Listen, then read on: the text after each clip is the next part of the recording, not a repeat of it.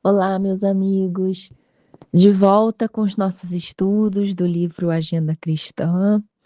E hoje a gente vai falar do capítulo 27, Experiências Difíceis. O mais interessante é que quando a gente começar a ler, vocês que estão aí me ouvindo, né, vocês vão pensar assim: "Ué, mas essas experiências não são difíceis, essas são as experiências que eu quero, ser rico, ser bonito", né. E ele aos pouquinhos vai explicando pra gente como é que aquilo que parece ser encantador e maravilhoso, na verdade pode ser muito prejudicial à nossa evolução. Mas antes de começar, a gente vai fazer a nossa leitura inicial e a prece, e eu vou ler o trechinho do Evangelho segundo o Espiritismo, do capítulo Bem-aventurados os que são misericordiosos, o argueiro e a trave no olho, item 9. Então ele fala o seguinte: como é que vedes um argueiro no olho do vosso irmão, quando não vedes uma trave no vosso olho?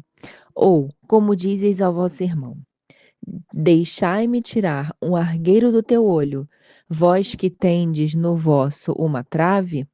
Hipócritas, tirai primeiro a trave do vosso olho, e depois então vede como podereis tirar o argueiro do olho do vosso irmão. Está em Mateus, capítulo 7, versículo 3 a 5. Então, depois dessa leitura, nos lembrando sobre a importância de primeiro a gente ver os nossos defeitos, né, para depois ver o defeito do outro. Vamos agradecendo por mais essa oportunidade de orar, de pedir, de estudar, de refletir por nós e por todos aqueles a quem desejamos esclarecimento e evolução. Agradecendo muito por esse momento e pedindo para que a espiritualidade amiga possa nos intuir nas nossas necessidades, possa nos intuir naquilo que está nos faltando esclarecimento, naquilo que está nos faltando suporte, que nós possamos ser amparados naquilo que necessitamos, à medida daquilo que merecemos. Que assim seja, graças a Deus. É, então a gente vai falar, né? A gente começou com essa leitura de harmonização, falando da importância de olhar para o outro, da importância de olhar para a gente antes de olhar para o outro, né? E quando a gente fala, entrando no tema, né? Quando a gente fala aqui do capítulo 27, experiências difíceis, no fundo, a gente está sempre olhando para o outro, né, e pensando que como que para o outro deve ser muito fácil, porque o outro não tem problema. Se o outro é rico, se o outro tem dinheiro, se o outro tem uma família aparentemente perfeita, se o outro é casado, se o outro namora, se o outro tem filho, se o outro é solteiro, a gente sempre acha que o outro é melhor do que a gente. A gente sempre acha que o outro está errado e não eu. Quem deveria mudar é o outro e não eu. Quem deveria aprender é o outro e não eu, né? Então, esse texto de hoje, ele vai falar sobre as experiências difíceis no sentido de que como uma coisa que parece ser boa, se ela não for exatamente ponderada, ela pode ser ruim, né? Mas também vai trazer um pouco dessa análise de como é importante nós olharmos para o outro para tentar ajudar. Como é importante a gente ter a empatia com o outro, tirando um pouco a trave do nosso olho, tirando um pouco essa forma de ver que vai obliterar a nossa visão e vai impedir que a gente possa ver o defeito do outro, que a gente possa ver a qualidade do outro nas proporções corretas. Então, entrando no texto, ele vai falar o seguinte para gente. A beleza física pode provocar tragédias imprevisíveis para a alma, se esta não possui discernimento. Então, é o sonho de muita gente, né? Atualmente, nós estamos vendo uma gama aí de tratamentos estéticos, cada hora um é suplantado pelo outro, né? Ah, esse não usa mais, agora você tem aplicação de não sei o que, não sei aonde, e são esses tratamentos caríssimos, pessoas se endividando, pessoas viajando para fora do país para fazer, às vezes, uma cirurgia mais barata, né? E nem sempre segura. né? A gente vira e mexe, vê aí casos de jornais de pessoas se prejudicando ou até desencarnando, né, por conta de cirurgiões que não são credenciados, que não são corretos e que não são profissionais também. E as pessoas em busca de aparência, em busca de beleza, dentro daquilo que elas podem pagar, dentro daquela noção de sucesso imediato, elas embarcam nessa furada, nessa cilada, né? Excessivo dinheiro é porta para a indigência se o detentor da fortuna não consolidou o próprio equilíbrio. E esse é interessante porque eu vejo muitas pessoas falando assim: ai, por que que eu não ganho na Mega Sena? Ai, por que que eu não fico rico?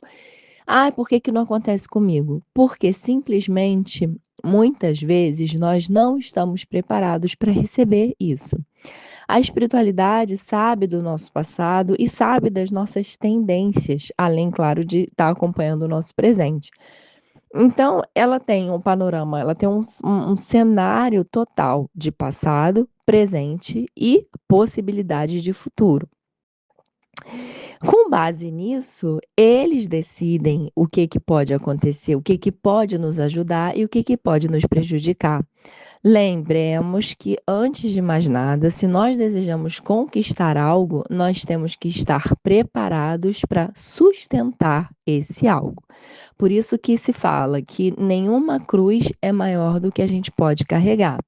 E da mesma forma, nenhum jardim de flores também é maior do que a gente pode carregar. Então, se a gente quer mais flores, mais dinheiro, mais beleza, mais relacionamentos saudáveis, mais saúde, nós temos que saber que estamos dispostos a lidar com o que isso traz.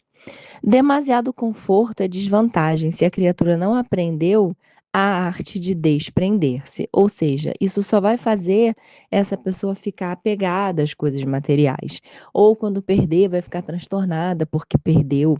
Ou, eu tenho essa determinada condição de vida e agora eu não posso ter mais, então por isso eu vou abreviar a minha vida, porque para viver assim não dá. São muitos transtornos, né? Tanto do ponto de vista físico ou emocional, espiritual, psíquico, que essa falta de equilíbrio ela pode trazer, né? Então é a mesma coisa do dinheiro, é a mesma coisa da beleza. São coisas aparentemente maravilhosas que todo mundo quer, mas ninguém pensa no que isso traz como consequência. Ninguém pensa como é difícil ter muito dinheiro, a responsabilidade que isso traz, tantas amizades falsas, interesseiras que vão ser atraídas. Todo mundo fala sobre beleza, mas é a mesma coisa.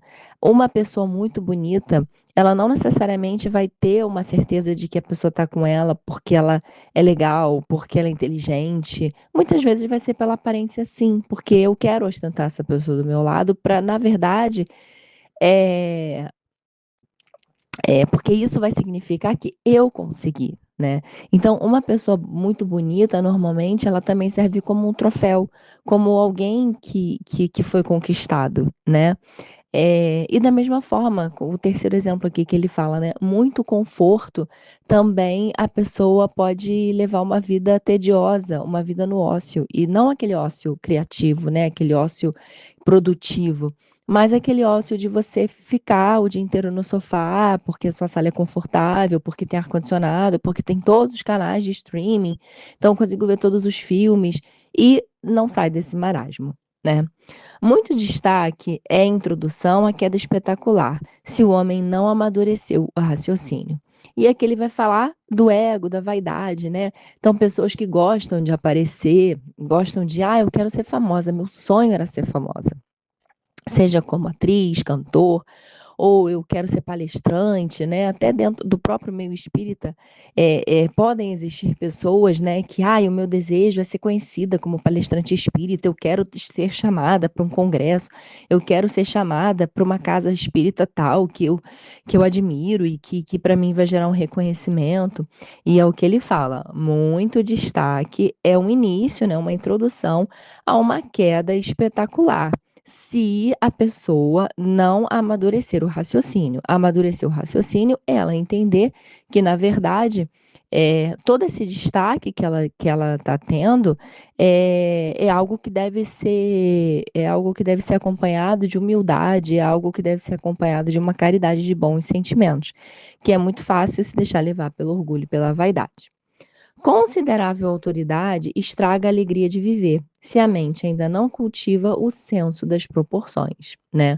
Porque a pessoa, muitas vezes, ela vai se preocupar tanto com essa autoridade que ela vai ser autoritária, que ela vai querer mandar nos outros e não vai se dar o direito de ser uma pessoa alegre, tranquila, leve, porque no momento que ela baixar a guarda, parece que ela vai perder essa autoridade, né? Então, são pessoas que vão se tornando muito rígidas, que é algo também que outras pessoas obje- obje- objetivam, né? Ah, eu quero ter poder, eu quero mandar, eu quero ser dono, eu quero ser chefe. Mas com que objetivo? Para liderar, para ensinar e para bem conduzir ou para mandar nos outros?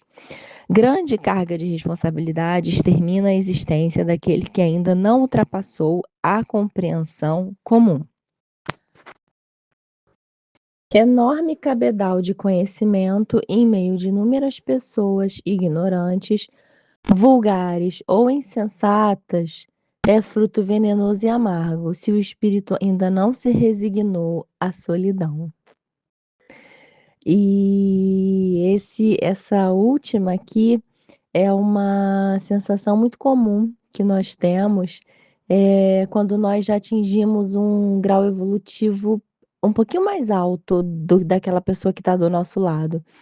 Ou, não necessariamente quando a gente atingiu um grau evolutivo mais alto, mas se naquele ponto, naquele determinado ponto, eu já entendi alguma coisa que a outra pessoa não entendeu, né? Esse sentimento de solidão, ele é muito comum, porque só você está vendo aquilo, só você entendeu aquilo, mais ninguém. E então é o que ele está dizendo, né? Para quem não se resignou à solidão, para quem ainda não entendeu que vai ficar sozinho mesmo, é, esse enorme cabedal de conhecimento, então você saber muitas coisas, você identificar algumas coisas, o que pode ser muito bom, na verdade, como ele fala aqui, é um fruto venenoso e amargo, porque a pessoa vai ficando frustrada, a pessoa vai se sentindo ela equivocada, né? Às vezes até, será que eu tô louca? Será que eu tô louco? Será que eu que sou a única errada? Então, ele fala o seguinte, né? Se você ainda não entendeu que, na verdade, você sozinho numa terra. Aliás, a pessoa inteligente, a pessoa com conhecimento, em meio aos ignorantes, ela vai ter o sentimento da solidão, sim. É. Então, meus amigos, essa mensagem do estudo de hoje, né, são mensagens muito bonitas, muito interessantes e que traz o raciocínio, né, para que a gente possa perceber que nem tudo que reluz é ouro, né, como diz o ditado. Nem tudo que a gente pensa que vai ser maravilhoso ou que vai trazer a nossa felicidade vai trazer, porque é como a faca, né? A faca, ela pode cortar, pode matar alguém, mas ela pode cortar alimentos. Então, a faca ela pode matar alguém, mas ela pode também salvar alguém da fome. E tudo vai depender do livre-arbítrio de quem está usando. O dinheiro pode ser muito bom ou pode ser muito ruim. A beleza pode ser muito bom, pode ser muito ruim. É isso que ele traz aqui. Não existe nada absoluto, tudo é muito relativo. E relativo de quem? Né? Relativo por quê? Relativo desse homem, né? Homem no sentido geral, relativo desse ser humano que está fazendo uso desse conhecimento, dessa beleza, desse dinheiro, desse conforto, de tudo que a gente viu aqui. Então, eu espero que esse estudo possa ter ajudado a vocês que estão me ouvindo em qualquer momento, né? Porque eu acredito muito que a gente ouve aquilo que precisamos ouvir no momento certo.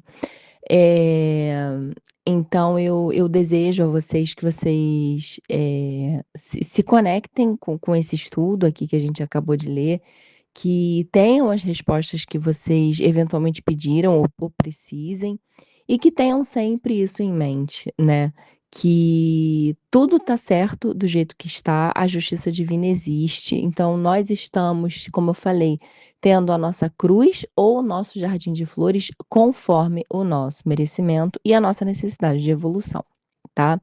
Então, com base nisso, a gente agora vai encerrando o nosso estudo, agradecendo mais uma vez a Alta de Souza por permitir que esses estudos aconteçam através da sua casa, mesmo de forma virtual.